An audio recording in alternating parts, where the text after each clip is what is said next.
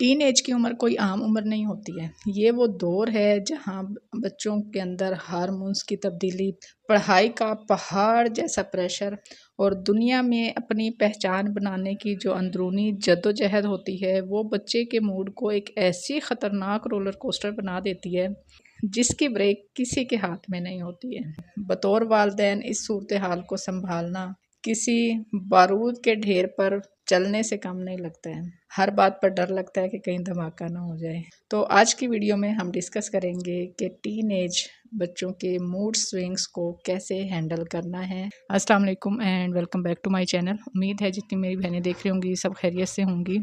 अगर आपके घर में भी कोई ऐसा बच्चा है जो एक लम्हे में बिल्कुल ठीक और खुश होता है और अगले ही लम्हे बगैर किसी बड़ी वजह के कमरे का दरवाज़ा ज़ोर से बंद करके बैठ जाता है, अगर ऐसा है तो घबराए मत, आप अकेले नहीं हैं या आपका बच्चा अकेला नहीं है जो इस तरीके से बिहेव कर रहा है।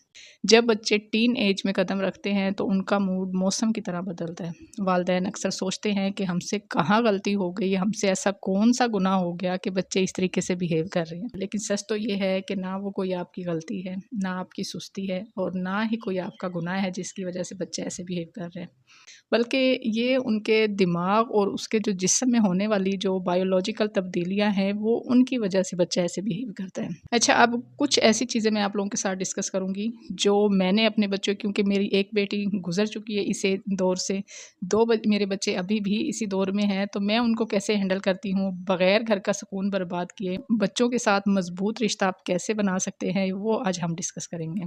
सबसे पहले हम डिस्कस करेंगे कि 3 काम जो माँ-बाप अक्सर गलतियाँ कर देते हैं वो आपने नहीं करनी है। सबसे पहली बात, जब आपका बच्चा आप पर चिल्लाता है या कहता है कि आप मुझे समझते ही नहीं हो या आपको तो मेरी बातें समझ ही नहीं आती हैं, तो याद रखें वो आपके ख़िलाफ़ जंग नहीं लड़ रहा होता है।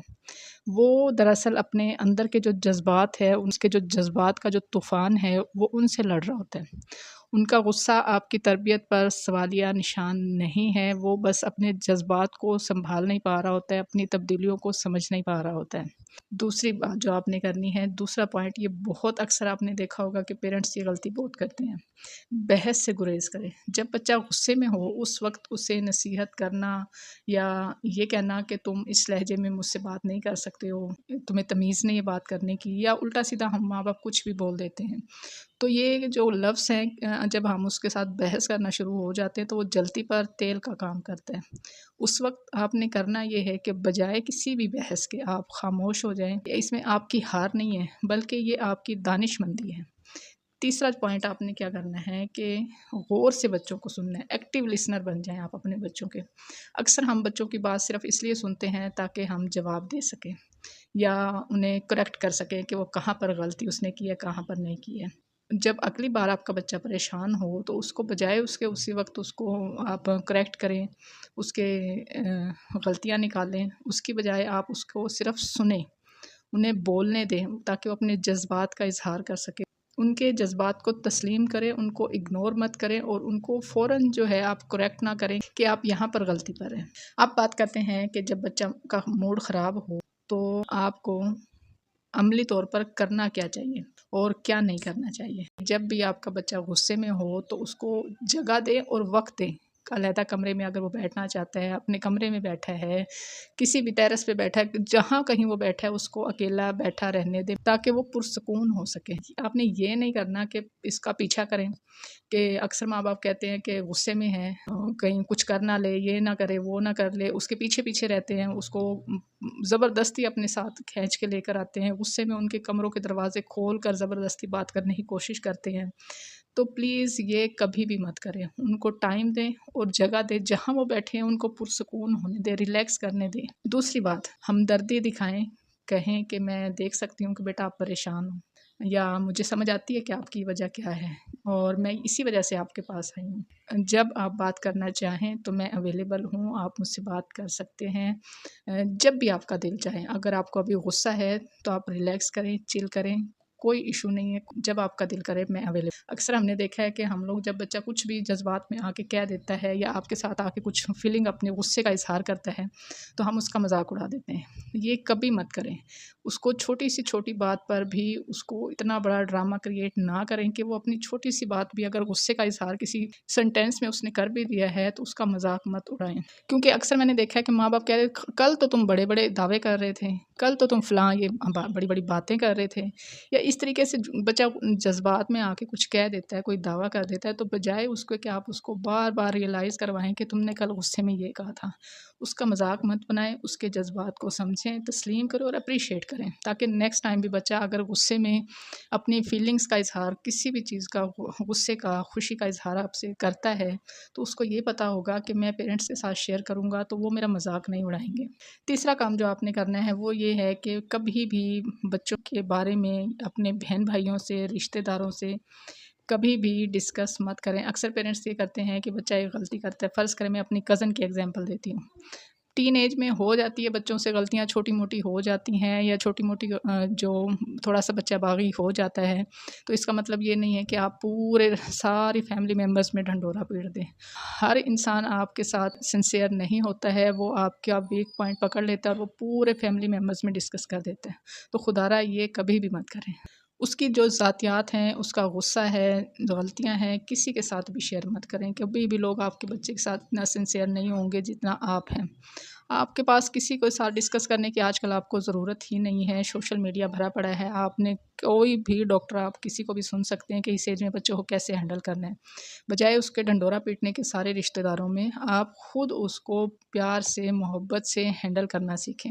बच्चों को ये एहसास दिलाना ज़रूरी है कि आप उनके जज़्बात को कबूल कर रही हैं, लेकिन उनके गलत रवैयों को कबूल नहीं करेंगे। इसलिए कुछ चीज़ों को हमेशा प्यार से, मोहब्बत से हैंडल करना चाहिए, बजाय इसके कि आप हर वक्त डाँटें, गुस्सा करें। उससे बच्चे को समझ कुछ भी नहीं आएगा सिवाय इसके कि वो बागी हो जाएगा। अब आती है कि बच्चे से बात कब करें?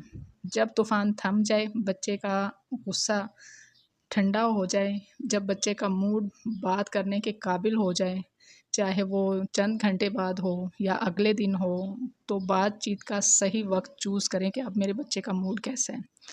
उस वक़्त या तो आप उसके साथ कुछ खाने-पीने के लिए कुछ बना लें, जो आपका बच्चा शौक़ से खाता है, या फिर उसके साथ मैं ऐसे करती हूँ बाज़ औक़ात कि मैं उसको कह देती हूँ चलो बेटा वॉक पे चलते हैं, क्योंकि आपके पापा तो ऑफ़िस गए हुए हैं, तो आप मेरे साथ चलो ना। बाज़ औक़ात वो कह देता है कि मम्मा आप खुद चली जाएँ, क्योंकि उसको पता है कि मम्मा अकेले भी चली जाती है। तो मैं कहती हूँ कि नहीं बेटा, इस टाइम कोई नहीं होता, तो मैं अकेले वॉक करते हुए अच्छी तो नहीं लगूँगी ना। फिर वो कुछ भी बहस नहीं करता है, फिर वो मेरे साथ फ़ौरन चल पड़ता है। तो उससे फिर उस टाइम पे आप ईज़िली बात कर सकते हैं। आप ये कह सकती हैं कि कल जो हुआ मुझे अंदाज़ा था कि तुम बेटा किसी चीज़ पे परेशान थे या थी आप, लेकिन जब आपने दरवाज़ा ज़ोर से बंद किया तो मुझे बड़ा दुःख हुआ। अगली बार जब भी बेटा आप परेशान हो, अपसेट हो, तो आप मुझे बता दिया करो कि मम्मा मैंने अकेला रहना है, या बहन-भाइयों को कहें कि मुझे तंग ना करें, या आप मुझे तंग ना करें, मैं थोड़ा-सा परेशान हूँ। इस तरीके से जो है आप बच्चों को ज़िम्मेदारी उनके ऊपर आप डाल देते हैं कि आप इसको ज़िम्मेदार बनाना सिखाते हैं। फिर उसको एहसास होता है कि उसके वालिदैन उसके दुश्मन नहीं हैं, बल्कि उसकी टीम का हिस्सा हैं। उसको समझाएँ कि बेटा आप जब ऐसे ओवर रिएक्ट करते हो तो घर का माहौल ख़राब होता है, छोटे बहन-भाई डर जाते हैं, या आपका इमेज अपने बहन-भाइयों के ऊपर ख़राब हो जाता है। तो फिर बच्चा आपका सोचता है कि अच्छा ठीक है, नेक्स्ट टाइम मम्मा मैं परेशान हूँगा तो आप जो है मैं आपको बता दूँगा, ताकि मैं बेटा हैंडल कर लूँगी ना, फिर आपके बहन-भाई भी आपको तंग नहीं करेंगे, बाबा भी परेशान नहीं करेंगे। तो इस तरीके से आप अपने बच्चे की टीम का हिस्सा बन जाएँ, ताकि वो अपनी परेशानियाँ, अपना गुस्सा, अपने जज़्बात को आपके साथ शेयर कर सकें। एक बात याद रखें कि टीन एज हमेशा नहीं रहेगी, ये फ़ेज़ भी गुज़र जाएगा। ये चंद साल का एक फ़ेज़ है। इस उम्र में बच्चों को सबसे ज़्यादा जिस चीज़ की ज़रूरत होती है वो है आपकी मोहब्बत और आपके प्यार की। उन्हें ये मालूम होना चाहिए कि चाहे उनका मूड कितना ही ख़राब क्यों ना हो, आप उनसे मोहब्बत करना नहीं छोड़ेंगे। अपने बच्चों की महफूज़ पनाहगाह बनें, उनको जज मत करें। अक्सर मैंने देखा है कि जैसे ही बच्चे थोड़े-थोड़े बड़े होते जाते हैं, उनसे गैप उनका बनता जाता है, उनसे फ़ासला बनता जाता है, वो उस तरीके से उनको प्यार नहीं करते। अपने बच्चों के साथ लेटें, उनके सर पर प्यार करें। मैं अक्सर ये करती हूँ कि मेरे बच्चे सोए होते हैं सुबह, क्योंकि मैं जल्दी उठने वाला बंदा हूँ, तो वो तो देर तक सोए रहते हैं। कभी मैं बेटे के पास लेट जाती हूँ, उसके सर पे हाथ फेरती रहती हूँ, उसके मुँह पर हाथ लगा लिया। उसको नींद में उनको पता होता है कि हमारी मम्मा हमारे पास लेटी हुई है, तो कभी बड़ी बेटी के पास लेट गई, कभी दूसरी बेटी के पास लेट गई।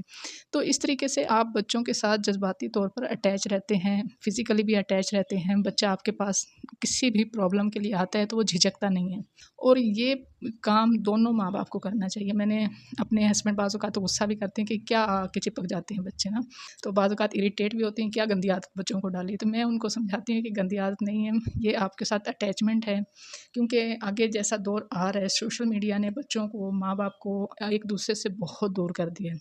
इसलिए माँ बाप को खुद एफ़र्ट बहुत ज़्यादा करनी पड़ती है कि बच्चे उनके साथ क्लोज़ रहें। इस एज में बच्चे बाहर ना निकलें, बाहर वाले लोगों पर ट्रस्ट ना करें, इसलिए माँ बाप को ज़्यादा क्लोज़ होना पड़ेगा। माँ बाप को ज़्यादा एफ़र्ट करनी पड़ेगी, क्योंकि इस एज में बच्चे लापरवाह होते हैं। अगर आप उनके दोस्त नहीं बनेंगे तो सोशल मीडिया पर हर तरह का इंसान उनका दोस्त बन जाएगा। तो कोशिश करें कि ये जो छोटी-छोटी चीज़ें हैं उनको अपनाएँ और अपने घर का माहौल पुरसुकून और हेल्पफुल बनाएँ बच्चों के लिए। अपना और अपने बच्चों का बहुत ख़्याल रखिएगा। उम्मीद है आज की वीडियो पसंद आई होगी और मैं भी किसी के लिए हेल्पफुल भी साबित हो जाए। ये थी हमारी आज की वीडियो। उम्मीद है पसंद आई होगी। वीडियो पसंद आई तो लाइक और शेयर ज़रूर कीजिएगा। चैनल को सब्सक्राइब करना मत भूलें। बहुत शुक्रिया। अल्लाह हाफ़िज़।